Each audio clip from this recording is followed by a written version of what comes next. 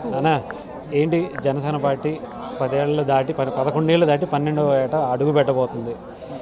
Party మొదటి రోజు నుంచి మీరున్నారు.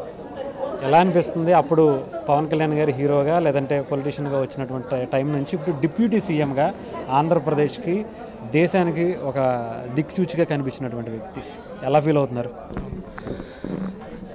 ముందుగా చెప్పాలంటే మార్చి 14 జనసేన పార్టీ ఆవిర్భావ దినోత్సవ శుభాకాంక్షలు తెలియజేసుకుంటూ, ఏదైతే కళ్యాణ్ గారు 2014లో జనసేన పార్టీ ఆవిర్భావం జరిగినప్పటి నుండి అయితే తీరిపోయింది. ఆయనను ఉప ముఖ్యమంత్రిగా వాళ్ళు చేసుకున్నారు. గతంలో 2 సార్లు ఓడిపోయినా ఆ గాయాలు మానకముందే మళ్ళీ ఈ యొక్క శుభవార్త వినడం చాలా ఆనందంగా ఉంది. అదేవిధంగా అదే పోరాట ప్రతిమలతోని జనసేన పార్టీ తెలంగాణలో కూడా అలుగులు వేసి ఖచ్చితంగా ఈ రాబోయే ఈ గ్రేటర్ ఎలక్షన్స్లో జిహెచ్ఎంసీ కార్పొరేషన్ ఎలక్షన్స్లో జనసేన పార్టీ జెండా ఎగరడం ఖాయం. ఇక్కడ మీకు అప్పుడు మార్చి 14వ తారీఖు 2014లో జరిగినటువంటి ఇన్సిడెంట్స్ ఏమైనా గుర్తున్నాయా? అసలు మీరు వెళ్ళినప్పుడు కానీ అక్కడ జరిగినటువంటి ఇష్యూస్ ఇప్పటికీ అప్పటికి ఎలాంటి చేంజెస్ కనిపించింది? ఒకటి, అభిమానులు ఏమీ తెలియని టైంలో, అంటే మేము గతంలో ప్రజారాజ్యంలో పనిచేసినప్పటికీ కూడా జనసేన పార్టీ మా నాయకుడు మేము దైవంగా భావించే పవన్ కళ్యాణ్ గారు ఆవిర్భవిస్తున్నారని తెలిసిన తర్వాత నోటెలోటోలో జరిగిన మీటింగ్కి మేము వెళ్ళినప్పుడు మా మనసులో కూడా పూర్తిగా ఒక వైట్ పేపర్లా ఉండేవాళ్ళము. ఆ తర్వాత తెలిసింది ఏంటంటే ఈ 10 సంవత్సరాలలో కూడా ఒక కార్యకర్తగా మారడం జరిగింది, ఒక నాయకునిగా మారడం జరిగింది, ఒక పోరాట వీరులుగా మారడం జరిగింది.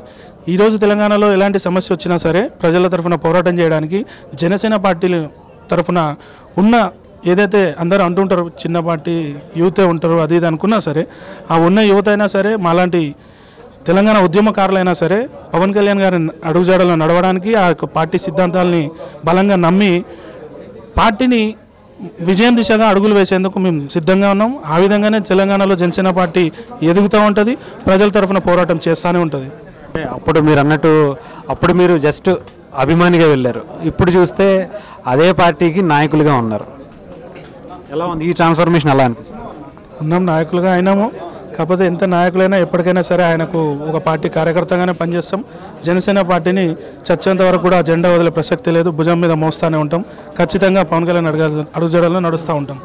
అంటే ఇక్కడ చాలామంది ఈ రీసెంట్గా గతంలో పవన్ కళ్యాణ్ గారిని పోసాని కావచ్చు లేదా ఇంకొకళ్ళు కావచ్చు, పోసాని అక్కడ ప్రెస్ క్లబ్లో మాట్లాడినప్పుడు కూడా ఆ సిచ్యువేషన్లో కూడా మీరు ఉన్నారు. ఆ తర్వాత జరిగినటువంటి ఇష్యూస్ అన్నీ కూడా మీకు తెలుసు. ఈరోజు పోసాని అరెస్ట్ని ఇంకా వైఎస్ఆర్సీపీ సమర్థించుకుంటూనే వస్తుంది. దీన్ని ఎలా చూస్తారు?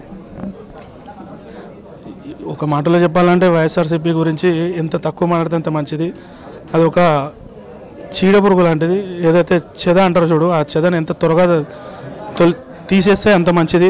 లేదంటే ఆ ఉన్న 11 సీట్లు కూడా ఇంకా నాశనం చేసే దిశగానే అడుగులు వేస్తున్నాయి తప్ప వాళ్ళకి ఎప్పటికైనా సరే రాబోయే రోజుల్లో మాత్రం ఆ యొక్క వైసీపీకి పుట్టగతులు ఉండకుండా పోతుంది. ఆ నాయకుడు జైలుకే అంకితం అయిపోతాడు. ఖచ్చితంగా ఆ పార్టీ కార్యకర్తలు కానీ ఆ నాయకులు కానీ ఏదో ఒక ఆల్టర్నేట్ చూసుకొని మంచిగా బతకడానికి ప్రయత్నం చేయాలని చెప్పేసి కోరుతా ఉన్నాను. ఖచ్చితంగా ఈ పోసాని లాంటి వాళ్ళు కానీ ఇంకొకటి కానీ ఎవరైనా సరే ఎవరు వచ్చినా సరే మేము మౌనంగా ఉన్నాము. మా నాయకుడి కోసము వెనక ముందు ఆలోచించుకుంటూ ఆగుతున్నామే తప్ప మా నాయకుడు ఒక సైగ చేస్తే మాత్రం వాడు తెల్లారి కనపడకుండా వెళ్ళిపోతాడు. వాడు మాకు కేసులు కొత్త కాదు. ఉద్యమాన్ని తెలంగాణ రాష్ట్ర సాధన కోసం ఉద్యమాలు చేసి లాఠీ దెబ్బలు తూటాలు తిన్న వాళ్ళమే మేమేం పొరుగు రాష్ట్రాల నుంచి వచ్చిన వాళ్ళం కాదు, ఇంకా ఏదైనా వేరే రాష్ట్రాల నుంచో దేశాల నుంచి వచ్చి వలసలు వచ్చిన వాళ్ళం కూడా కాదు. ఉద్యమం కాగడాలు ఎత్తుకున్న వాళ్ళము. జనసేన పార్టీ అధినేత పవన్ కళ్యాణ్ గారి గురించి నిస్వార్థంగా తెలంగాణలో పోరాటం చేయడానికి సిద్ధంగా ఉన్నాము. ఈ పోసానీలు సాని కొంపల్లో దూరే ఎదవలు ఎవడు వచ్చినా సరే భయపడే ప్రసక్తి అయితే లేదు. వాళ్ళకు తగిన శాస్త్ర అయితే జరిగింది. కానీ మా చేతులారా మేము వాడికి ఏదన్నా దేహశుద్ధో ఇంకేదైనా చేస్తేనే మాకు కొంచెం మనస్ఫూర్తిగా మనశ్శాంతి ఉంటుందని చెప్పేసి మాత్రం సాటిస్ఫాక్షన్ కోసం అయితే చూస్తున్నాం. వాడిని అయితే వదిలే ప్రసక్తి అయితే లేదు. వాడు సస్తడా బత్తడా మేము చచ్చిపోతామో ఉంటామో తెలియదు, కానీ బతుకుంటే మాత్రం వాడి బాగోగులు మేము చూసుకుంటాం. ఇంకా ఇప్పుడు కూడా పవన్ కళ్యాణ్ గారు మీకు తెలుసు ఇలాంటి ఎన్ని మాటలు అన్నారో ఎన్ని జరిగాయో ఈ 10 ఏళ్ల పాటు ఒక దశాబ్ద కాలం ఆయన పోరాటం, అది కూడా తెలంగాణలో పుట్టినటువంటి పార్టీ ఈరోజు ఆంధ్రప్రదేశ్లో అధికారంలో తీసుకురావడంతో పాటు కేంద్ర ప్రభుత్వంలో కూడా కీలక పాత్ర వహిస్తుంది. మరి తెలంగాణలో కీలక పాత్ర ఎప్పుడు రాబోతుంది? ఖచ్చితంగా ఓపిక అనేది చాలా ముఖ్యంగా రాజకీయాల్లో. ఎస్పెషల్లీ కళ్యాణ్ గారితో ట్రావెల్ చేయాలంటే ఆవేశము ఆలోచనలతో పాటు ఓపిక కూడా చాలా అవసరము. ఎందుకంటే మేము గత 14-15 సంవత్సరాల నుంచి కూడా ఆయనతో రాజకీయాల్లో ట్రావెల్ చేస్తూ ఉన్నాము.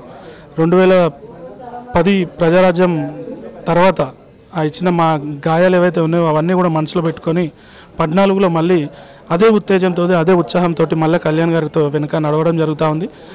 మోడీ కేంద్రం ప్రధానమంత్రి నరేంద్ర మోడీ దగ్గర నుంచి మొదలు పెడితే గల్లీలో ఉన్న 18 సంవత్సరాలు దాటిన కొత్త ఓటర్ వరకు కూడా పవన్ కళ్యాణ్ గారు దగ్గరయ్యారు.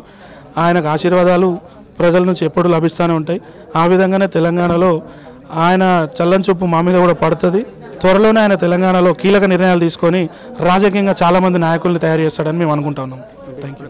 ఇప్పుడు చాలామంది ఇక్కడ కావచ్చు అక్కడ కావచ్చు చాలామంది నాయకుల్ని పవన్ కళ్యాణ్ గారు కొత్త వాళ్ళే ఆల్మోస్ట్ ఇప్పుడు కొంతమంది లాస్ట్ మూమెంట్లో వచ్చారేమో కానీ చాలామంది ఎప్పటి నుంచో పవన్ కళ్యాణ్ గారిని నమ్ముకుని ఇక్కడ కావచ్చు అక్కడ కావచ్చు వచ్చినటువంటి అవకాశాలు కనిపిస్తున్నాయి. వీళ్ళందరినీ చూస్తే అంటే గతంలో మిగతా పార్టీల నుంచి తీసుకున్నటువంటి వ్యక్తుల్ని కాకుండా సొంతగా మీలాంటి వాళ్ళని తయారు చేసినటువంటి జనసేన పార్టీ రేపు ఎలా ఉండబోతుంది? డెఫినెట్గా మాలాంటి వాళ్ళైతే ఒకటి మేము ఏది ఆశించి రాలేదు, అధికారం కోసమో పదవుల కోసం వచ్చిన వాళ్ళమైతే కాదు. కళ్యాణ్ గారు వెనుక అడుగుజాడలను నడవడానికి వచ్చినాం, ఆ సిద్ధాంతాలను ప్రజలకు తీసుకెళ్ళడానికి వచ్చినాం. ముమ్మాటికి ఆయన మనస్ఫూర్తిగా ఏదైతే సాధించాలి అని ఆయన అనుకుంటున్నాడో దానికి అనుగుణంగా మేము కష్టపడే రకంగా మేము సిద్ధంగా ఉన్నాము. ఆయన కోసం ఏం చేయడానికైనా మేము సిద్ధంగా ఉన్నాము. మాకు పదవులు అవసరం లేదు, అధికారం అవసరం లేదు, ప్రజల పక్షాన నిలబడతాం. ప్రజలు ఎప్పుడైతే మమ్మల్ని ఆశీర్వదించి పదవులు కానీ అధికారం కానీ ఇస్తే దానికి శిరస వహించి నాణ్యమైన స్వచ్ఛమైన పరిపాలన అందించడానికైతే మేము సిద్ధం. Thank you.